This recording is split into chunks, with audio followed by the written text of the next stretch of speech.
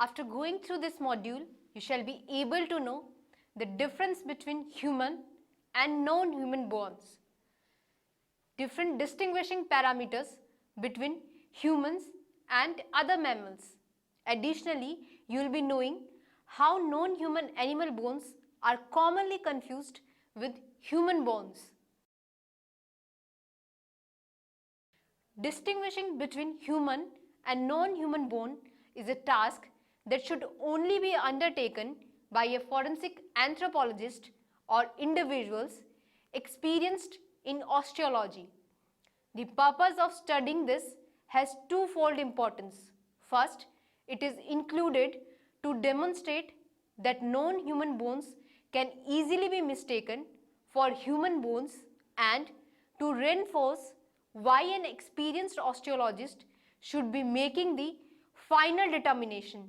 And second, this module is also included for forensic anthropology students to introduce them to different examples of non-human bones that can be easily confused with human bones. There are several questions that the experienced forensic anthropologist or forensic archaeologist should be able to answer in the field. These include determining whether the suspected material is actually bone, and if it is bone, then is it human or non-human. For example, rocks will appear in shapes that can mimic human bones. One rule of thumb is that rocks are usually heavier than bones. The irregular bones that could be mistaken for rocks such as patella, carpals, tarsals tend to have a higher concentration of trabecular or cancellous bone, making them significantly lighter than rocks. An experienced forensic anthropologist will have no problem in distinguishing non-osseous material from bone. More commonly, the forensic anthropologist will be asked to determine whether the skeletal material is human or non-human. In many cases, being able to differentiate human from funnel bones enables the investigator to eliminate what may have been at first considered to a forensic case. And William Bass, who is a noted forensic anthropologist, has stated that as many as 25 to 30% of all the cases submitted to forensic anthropologists for identification are non-human in nature, and many of those end up being butchered domestic animals. Thus, basic knowledge of the human skeleton and non-human skeleton can help to save time when determining the forensic significance of whole or fragmentary skeletal remains. Of course, as a rule of thumb, all bones recovered from a scene should be examined by a forensic anthropologist, since such an expert will have the expertise to determine whether the bones are humans or non-human. If you do not have a forensic anthropologist on the scene or readily available, one suggestion is to take digital photographs and email them to a forensic anthropologist. Many forensic anthropologists have reviewed photos via email to make the determination of human versus non-human bones. This can serve as a tremendous amount of time and resources. Next, you will be knowing the cremation or thermal damage to skeletal remains. Cremation is basically a process that uses intense heat to rapidly reduce a body to ashes and small bone fragments. Bodies are typically burned prior to burial or within the grave and may be scarred or partially, incompletely or completely burned depending on the intensity of fire to which the body was exposed. The remains may be mixed in with other elements of the burial, left as a surface deposit or held in some type of container. In a forensic investigation, forensic anthropologists examine cremated remains originating as a result of criminal activity and also as a result of normal cultural practices when a loved one dies. In the case where remains are cremated as a result of the perpetrator deliberately trying to dispose of the remains.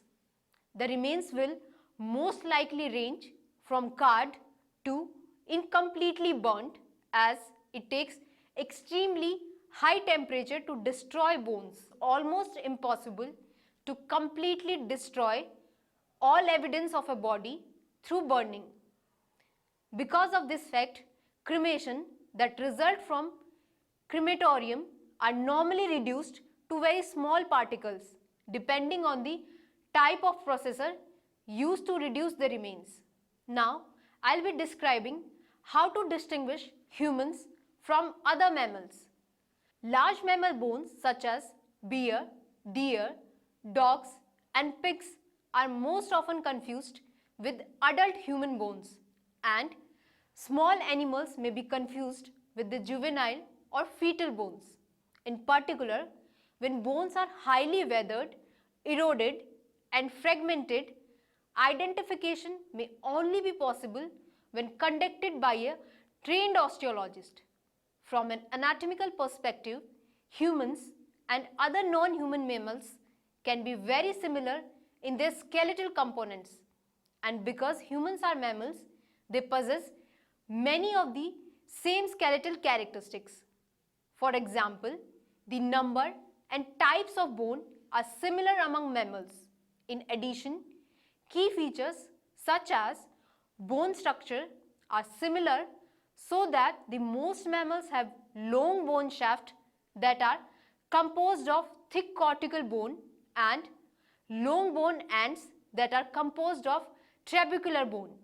In fact, if just a small bone fragment is recovered without any morphological indicators, there is the only way to identify whether it is human or non-human would be through histological examination or DNA analysis. The figure is showing you the comparison of different stages of growth of a human femur.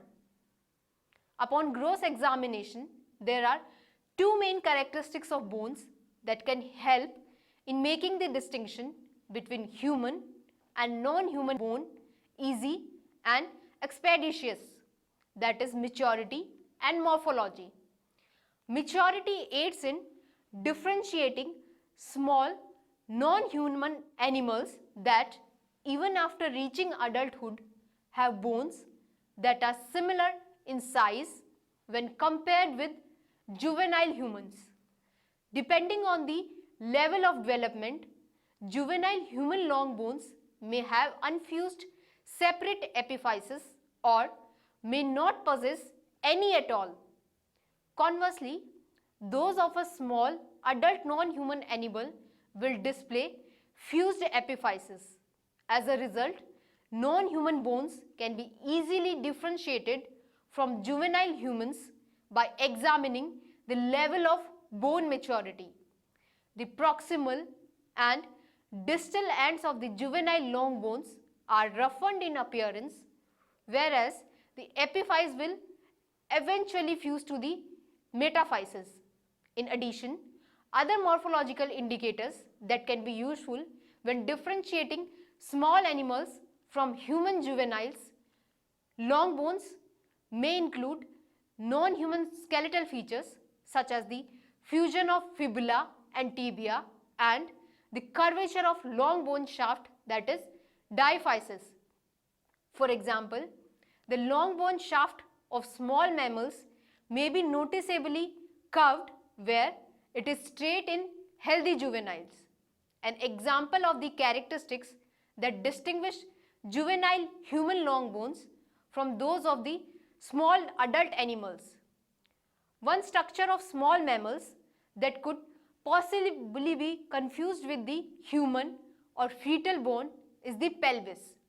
If a small pelvis is fused into one unit, it will be a non-human pelvis, because a human juvenile pelvis of a comparable size is still in multiple pieces, and two adult pelvic bones of the human do not fuse at all unless there is a pathological condition. The image is showing you the pictorial comparison of the anterior view of a right newborn femur with those of small adult mammal such as a rabbit, an armadillo and a raccoon. The another diagram is showing you difference in the diaphyseal curvature between a human newborn femur and a raccoon. The second characteristic of bone that aids in the distinction between human and non-human mammalian bone is morphology or the shape of bone. Because humans are bipedal, they have distinct morphological features related to walking upright, which distinguish them from all quadrupeds that are adapted for four-legged locomotion. When comparing humans and other mammals, the dissimilarity in shape of long bones and other bones of the body, such as the scapula, can be very distinct and can quickly lead to a positive identification of human or non-human domain. For example, in a number of small animals, including mammals, the fibula is reduced in size and it is fused to the shaft of the tibia.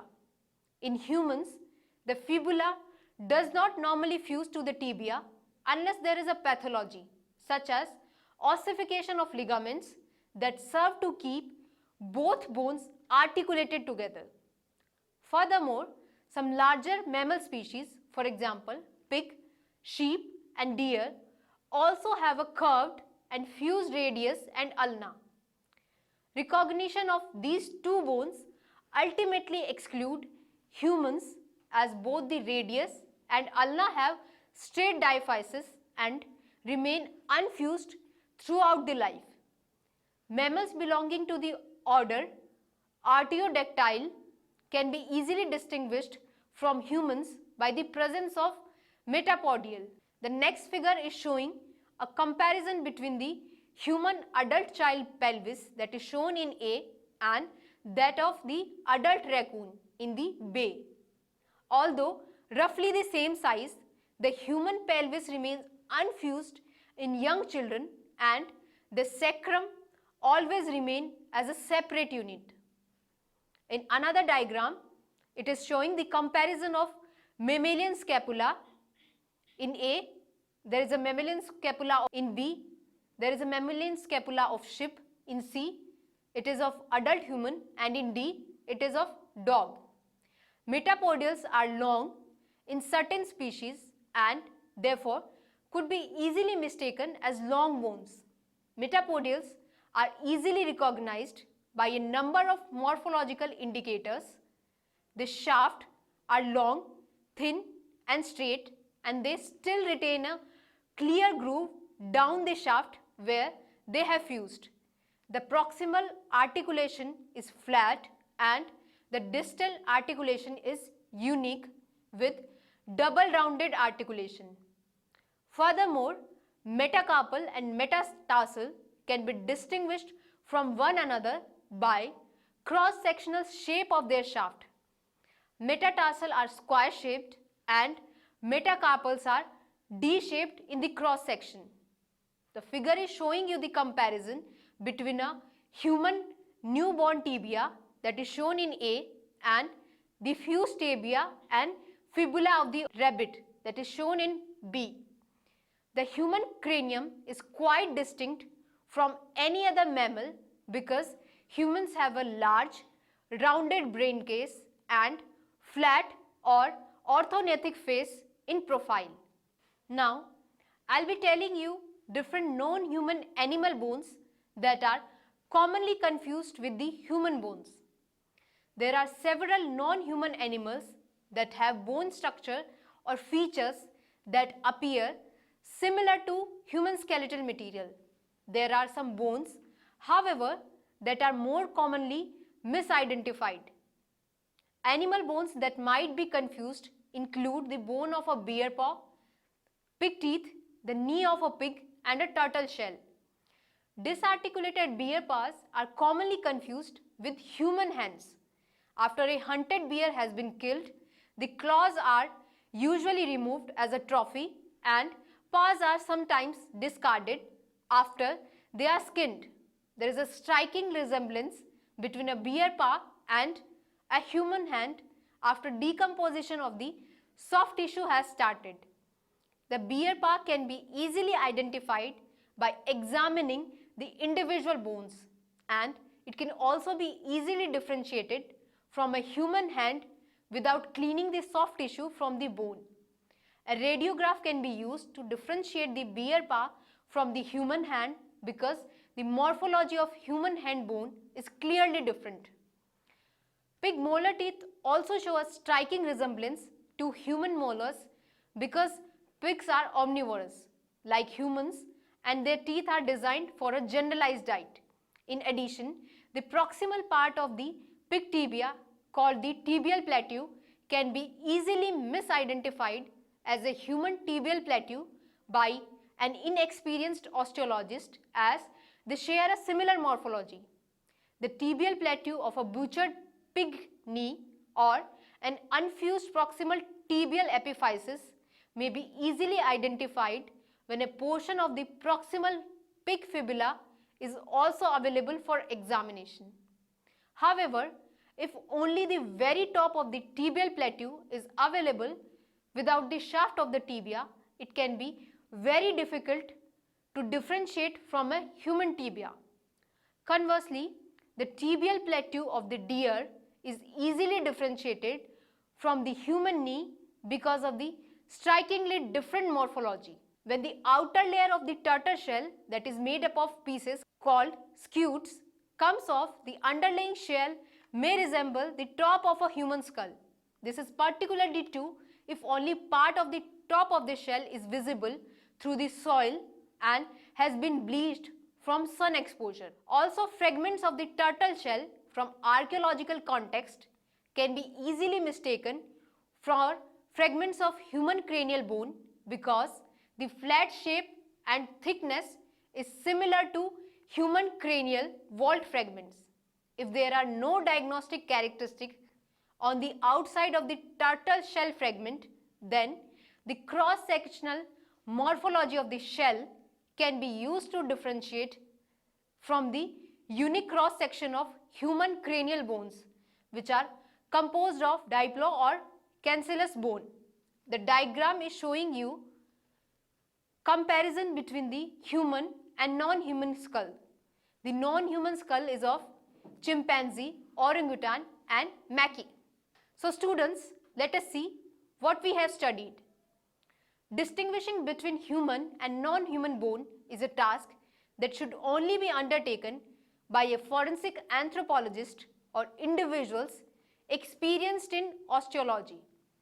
The purpose of studying this has twofold importance. First, it is induced to demonstrate that non-human bones can easily be mistaken for human bones and to reinforce why an experienced osteologist should be making the final determination.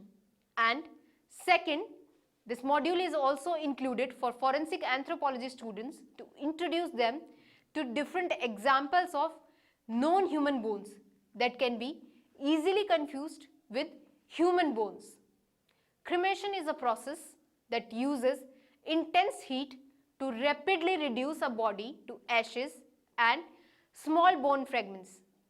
Bodies are typically burned prior to burial or within the grave and may be charred or partially, incompletely or completely burned depending on the intensity of the fire to which the body was exposed. From an anatomical perspective, humans and other non-human mammals can be very similar in their skeletal components, and because humans are mammals, they possess many of the same skeletal characteristics. Upon gross examination, there are two main characteristics of bones that can help make the distinction between human and non-human bones easy and expeditious, that is, maturity and morphology. There are several non-human animals that have bone structures or features that appear similar to human skeletal material. There are some bones, however, that are more commonly misidentified. Animal bones that might be confused include the bones of a bear paw, pig teeth, the knee of a pig, and a turtle shell.